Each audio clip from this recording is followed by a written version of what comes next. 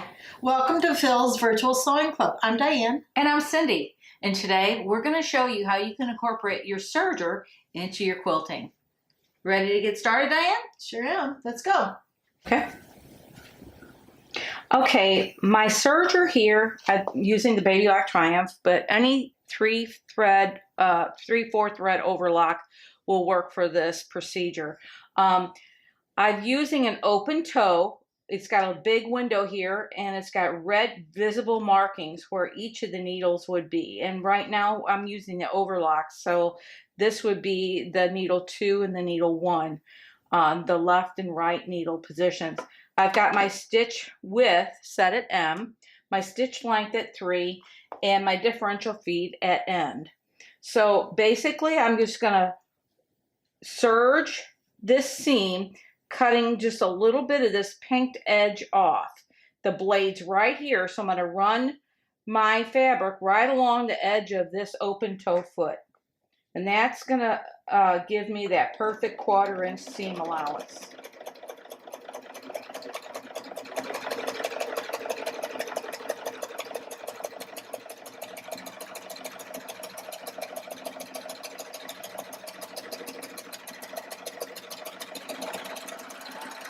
And you can either use your thread cutter here, or what I've been using is my blade. I'm just going to bring my thread around and it just cuts a shorter tail.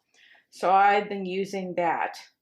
Now I'm going to start the second side. I'm going to stitch all 4 sides of this layer cake, and then we're going to do some trimming.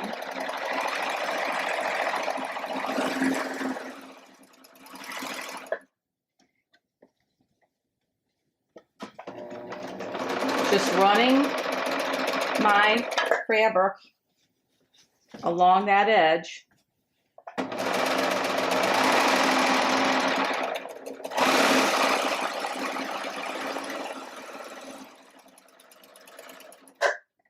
Last side here.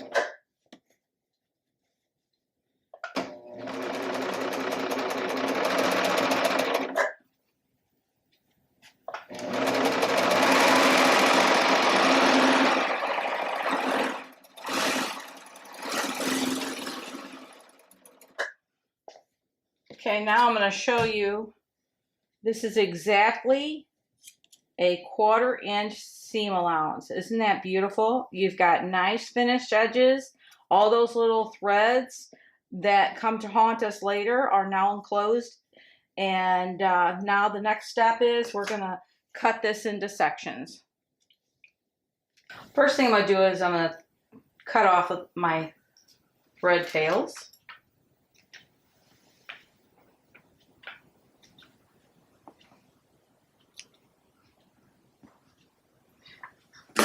Okay, so we've got our layer cake, and I'm going to cut diagonally.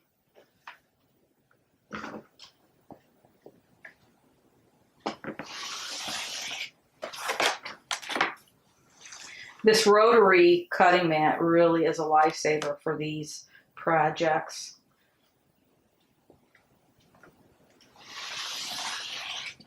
And the Creative Grid's non-slip ruler is amazing. And then the next thing I'm going to do is I'm going to cut right in half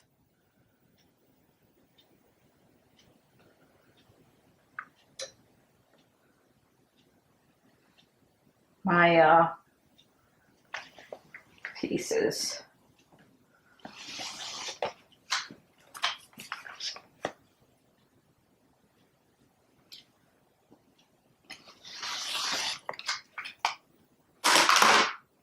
And so what this gives you,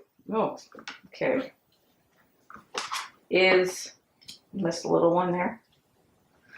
What this gives you then are these they're like little triangles. The next step is to press them open. And I've done it already on this one. Then you've pressed them open. And then with these pressed open, your seams will nest. As if you could see this, we've got our right sides together and our seams are nesting beautifully. And then what I'll do is take it to the serger and stitch my seam here, and then we'll be able to put them together, such as this piece here. These are all stitched by the serger. The points match up, and I can show you, we'll serge a couple of these to show you how this really meets beautifully on the serger. I'm back at my Triumph now, and I've pressed my seams to one side. So this has got the seam pressed this way, this has got the seam pressed that way, and they're basically going to the darker side. That allows those seams to perfectly nest. So the next step is I'm going to serge this to make my block. And with this open toe foot here, I can lift my foot. I'm not going to trim anything off, so I'm going to advance my point in there so I can see that great visibility here with this open toe foot. And I'm just going to run my triangle right along the edge of that open toe foot. See, I'm at the seam. That window shows me I'm right at that seam. And with this differential feed, it really helps evenly feed these triangle pieces. Because they're on bias, it really aids in keeping that from getting stretched out. And now for the reveal. Look at that point. Now I'm going to take my iron and press the seams open again. Right now I'll just finger press that, but look how beautiful that meets up. That whole block is perfectly square with 1/4 inch seam allowances. And what I'll do is I'll make several of these blocks and put them together. Okay, now we're going to do a little bit quilt as you go. And I use some of these squares to create this long piece here. And you could use that for a border, but I'm going to show you a little demonstration of quilt as you go. So I've already put this piece on, and I'm going to show you. I use the same fabric on the backing piece, so it's going to show all this same fabric. You could mix and match this, it's personal preference, but what I'm going to do here is put my top piece right sides together along the edge here, and we're going to use our serger to create that 1/4 inch seam, and then we're going to put our batting piece down so that the right sides are going to be together with the back piece. And I'm going to turn this over just to make sure we're all set. And I'm going to use some clips for this. I love these Wonder clips. So I'm just going to put a couple Wonder clips in here. Make sure I got them on the edge. My edge is lining up, and now I'm going to turn it right back to the other side and make sure my top piece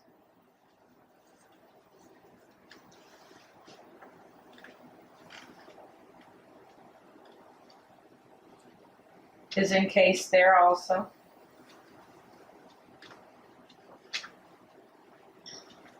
And then we're just going to stitch a 1/4 inch seam allowance.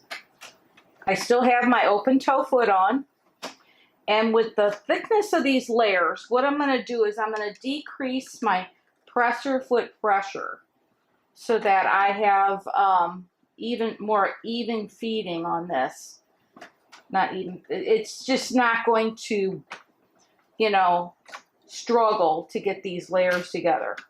So we're ready to start our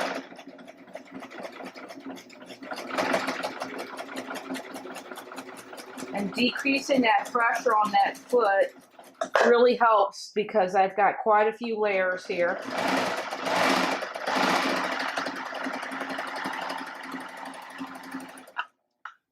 with my clips as we go.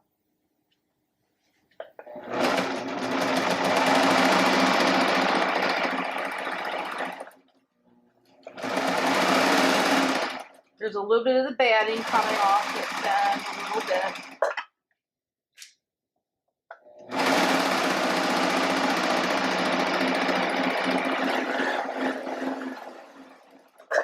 And then what we'll do is we've got these pieces here, and then I'll take this and press and then put on my other border. And then we're going to show you then from there how to put your binding on with the serger. Okay, you can sew together your binding strips. I put my right sides together, drew my diagonal line. I put one pin, and this is going to be away from the blade. I'm going to change my foot pressure back to normal because we're only going through 2 layers now. And I've changed to a clear foot. This is going to give me great visibility when trying to view this line that I drew. When I trim, stitch, the scraps are going to fall into my trim bin. I've got that set up here. And we're going to just follow the notches. You probably can't see this on camera, but there's little notches on this clear foot for the needles. And I want to line my drawn line up with needle number 1. So I've got that placed right at needle number 1. And then I'll stitch. It's going to give me a perfect 1/4 inch seam allowance.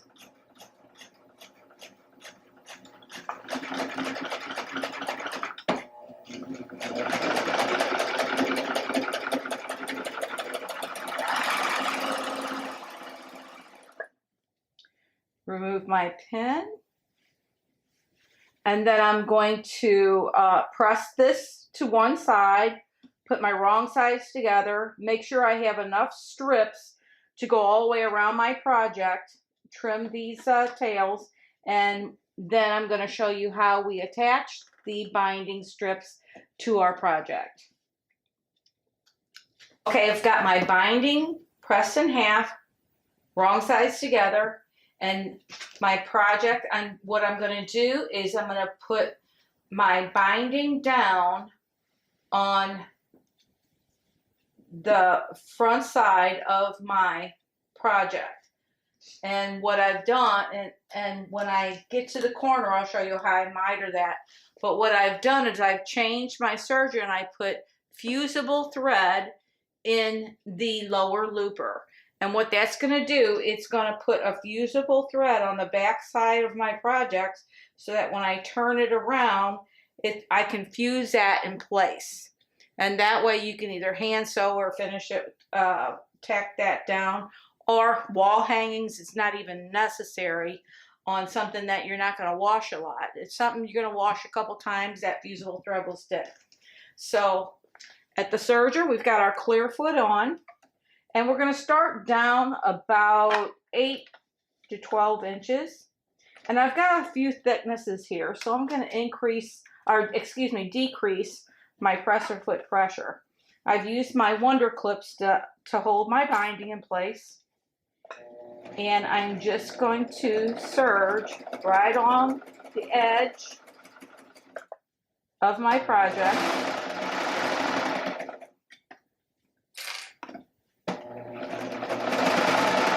I've got that fusible thread and then the lower looper. And I've got regular thread and all the other 3. Okay, so what you're going to do is you're going to stop serging about 1/4 inch from this corner. And because I have my clear foot on, I'm going to mark 1/4 inch up from the end so that I know where I'm going to stop.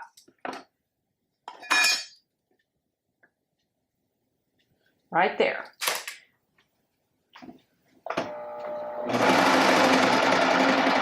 Okay, so when my needle gets right to that 1/4 inch, and you can turn your hand wheel to get right on. You're going to lift your foot and rotate your fabric, and then just stitch off.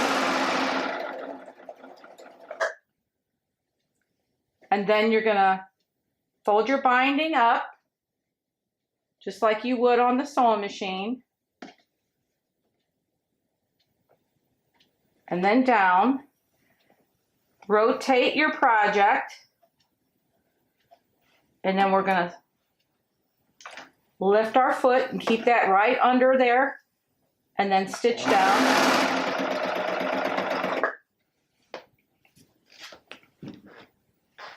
And we're going to go along this side until we get to a 1/4 inch from the edge.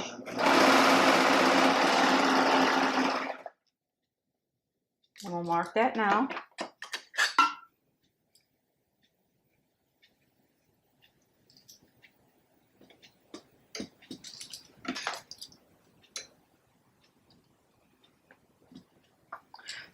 This clear foot works great for visibility at times when you have to have any kind of marking. And I'm going to stop with my needles down, right at that mark, raise my presser foot, rotate my project, and serge off. We're going to do the same, follow the same process,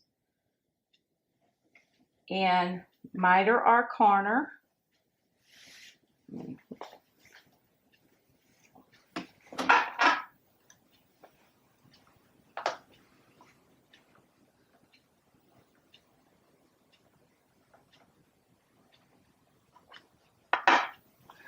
Reposition it. Just take your time and make sure you've got everything even. Lift your foot, and now we can see that we're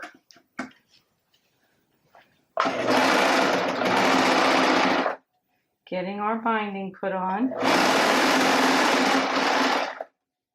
And this is such a quick method.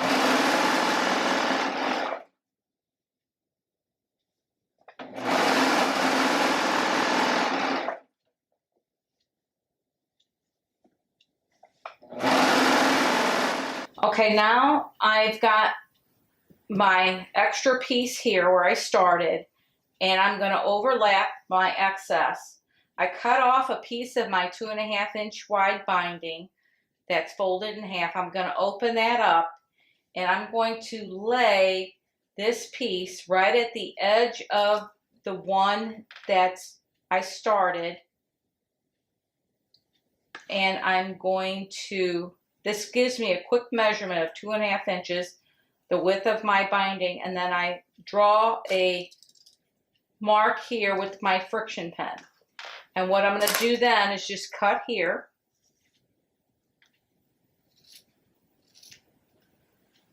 And then when I put my right sides together, I should have enough room here to pull this up. I'm going to put my right sides together and then stitch my angle to create my miter. Now, to complete my 45-degree angle on my connection piece here, I put my right sides together, and I'm going to stitch from this corner to this corner to complete it. I'm going to use some pins for this. Let's see.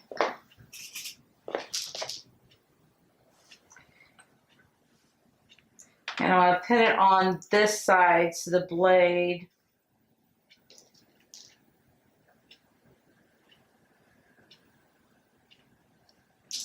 Okay, so we're going to get it on our serger.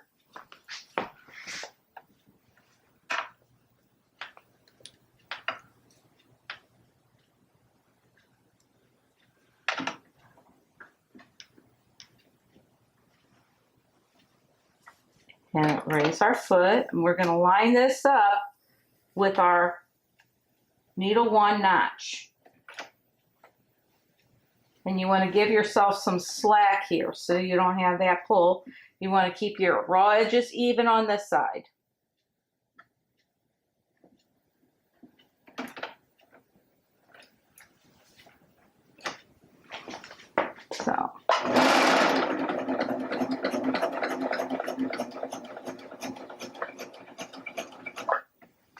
Remove my pin.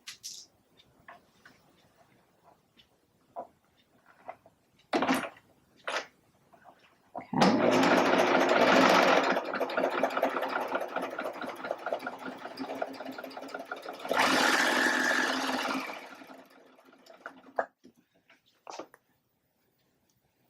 And then what we're going to do is we're going to finish our edge.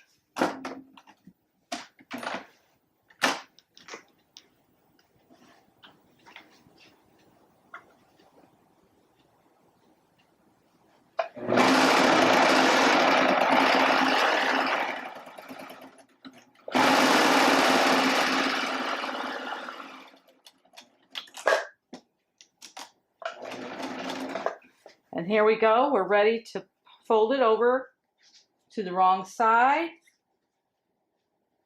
Here's our miters. And once we fold it over to this wrong side and press, our binding will be complete. Okay, I also use my serger for applying facings for quilts or wall hangings. And something like this, yeah, I really didn't want to use a binding. And a lot of modern quilts are faced instead of bound. So what I've done is you could cut a 4-inch square and then you fold it in half and you can put this in the corner, and it's really a nice application.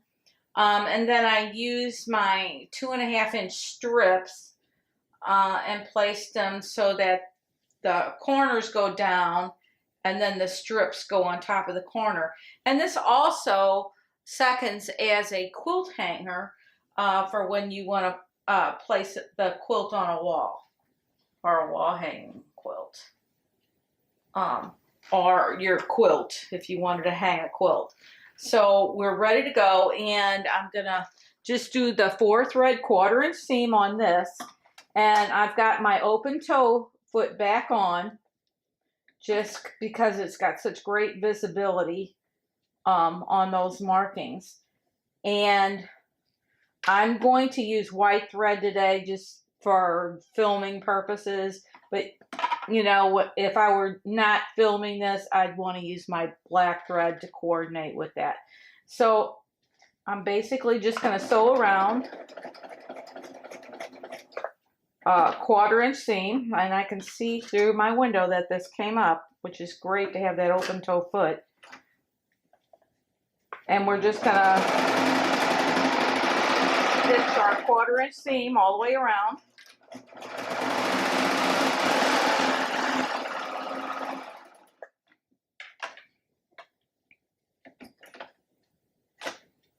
And I've got my presser foot pressure knocked down just a little bit because of the fullness, the thickness.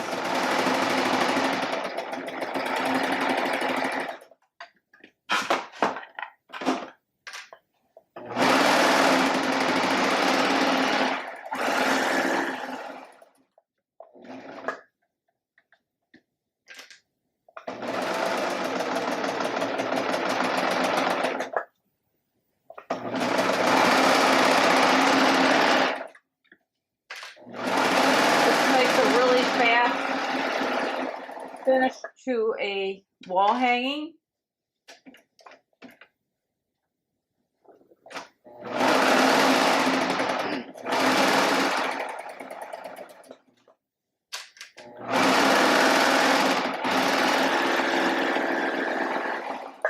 Now that was very quick.